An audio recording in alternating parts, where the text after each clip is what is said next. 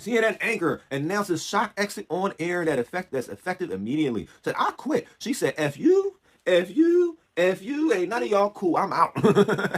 Okay, we got the CNN anchor in shock. Oh, and this is actually a story generated by AI. At least they're telling us now. At least they're telling us now. When I have stories written by AI on WTFFN.com, I tell everybody. So, yeah, basically in this story, CNN anchor announces shock exit on the air that's effective immediately.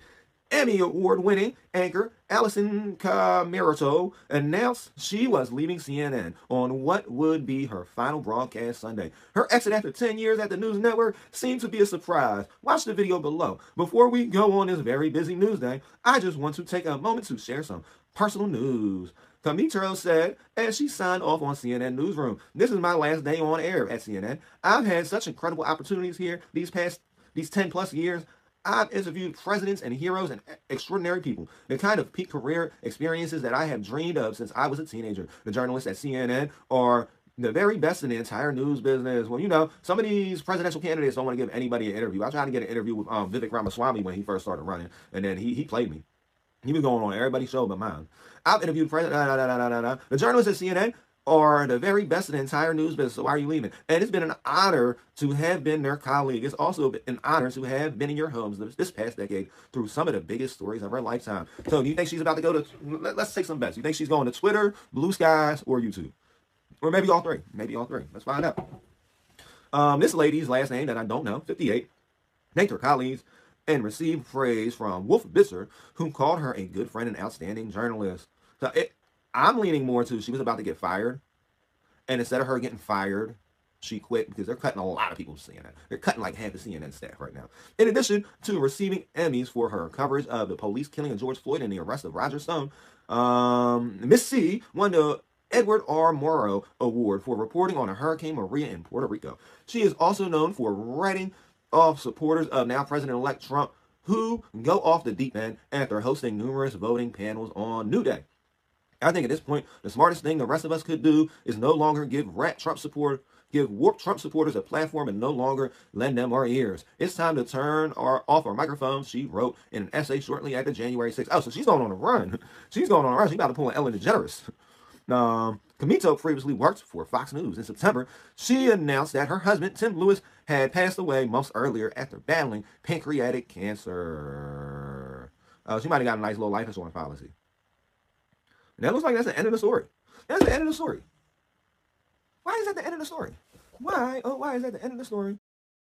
On this episode of Celebrity Political Apprentice, Alana Habba is the latest Trump personal attorney to join his administration. Here's the full list. President-elect DJT named his personal attorney, Alana Habba, to serve as counselor to the president in his next administration, marking the latest in a string of Trump personal attorneys who have been rewarded with government roles since his election. We're not signing up for him. Stop it.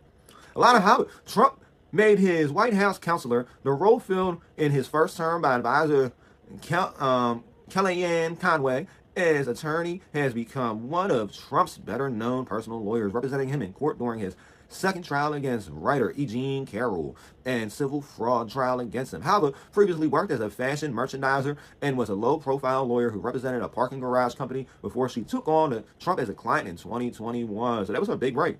Listen, Trump probably thought she was cute or something. He was like, oh, I like her, and I like her too. I like her, and I like her too. He's trying to F every lawyer in the world. David Warrington, I don't remember him. David Warrington named Warrington to be his next White House counselor, replacing initial nominee Bill something. Warrington serves as a partner in the law group. Pam Bondi, that's another lawyer. Oh, so he got all his lawyers on here. Will Scarf. But the thing is, right, if he already got lawyers, and he already been dealing with lawyers and built a lawyer-legal relationship, and he's been paying these people for years, right, why would he not bring the lawyers he's already paying with him, you know? So you're already a billionaire. You already find the best lawyers in the world to represent you in criminal cases. Why wouldn't you hire the best lawyers in the world? Why should he hire lawyers he wouldn't hire himself to represent the White House? I mean, let's make some sense out of that, y'all. Like I said, I'm going to criticize Trump when he's doing bad things, like pardoning everybody from January 6th. It's stupid. But it's a good thing if he's hiring lawyers he knows that's already good.